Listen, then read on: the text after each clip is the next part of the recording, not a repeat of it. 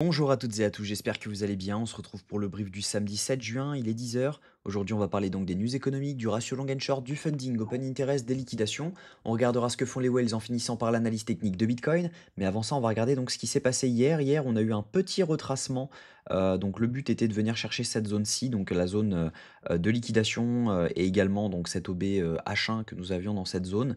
On a également une trendline juste ici qui a été break cette nuit. Donc maintenant, à voir si jamais on joue le retest ou si jamais tout simplement on a juste pris la liquidité qu'il y avait au-dessus de cette zone pour derrière repartir et réintégrer. Donc on voit qu'on a pris la liquidité parfaitement, mais voilà, hein, ça reste quand même légèrement un equal high, donc on pourrait avoir quand même une reprise à la hausse là-dessus. Donc faites attention. Après, on a quand même eu un up only hein, en 1 heure, on n'est toujours pas haussier. On est donc clairement sur, oui, sur un rebond, mais on n'a pas haussier. On passera haussier si jamais on break cette zone.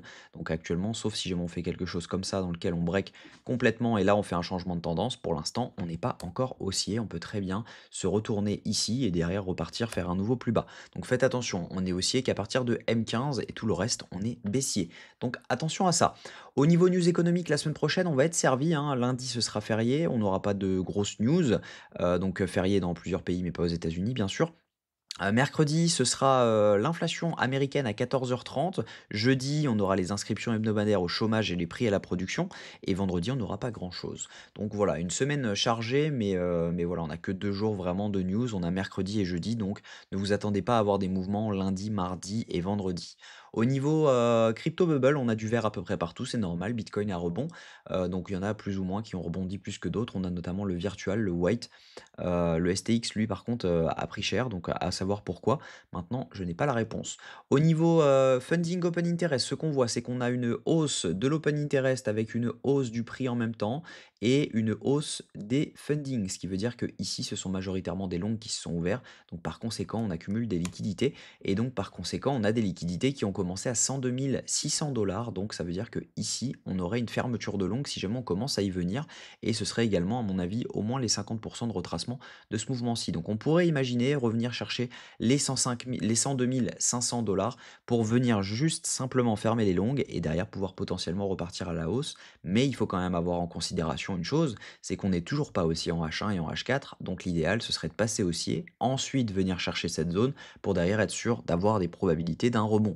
Si jamais on vient chercher cette zone, on n'est pas sûr de rebondir et donc par conséquent, on pourrait revenir chercher beaucoup plus bas.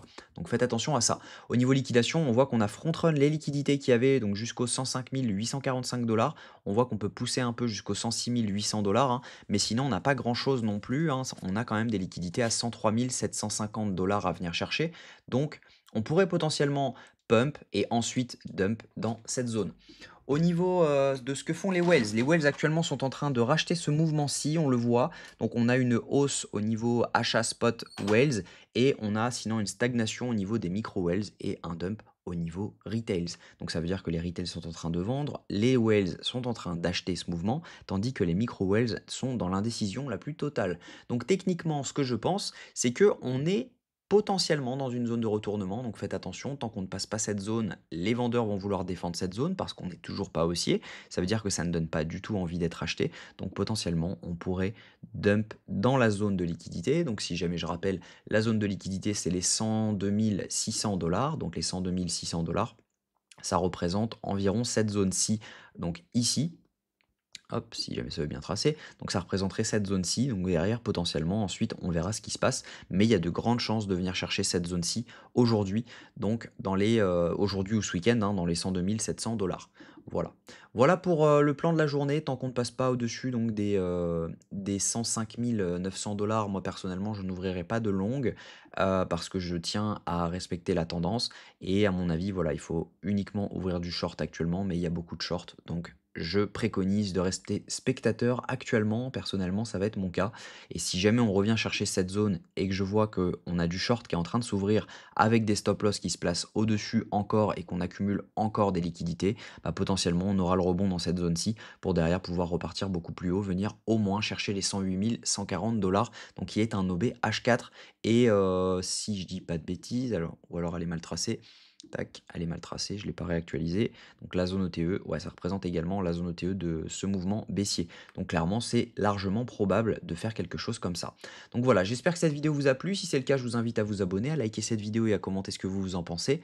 Demain matin, on se retrouve en live dans la school à 10h30. Donc n'hésitez pas à nous rejoindre si jamais vous ne voulez rien manquer. Donc je vous souhaite un très bon samedi. On se retrouve demain à la même heure. Prenez soin de vous.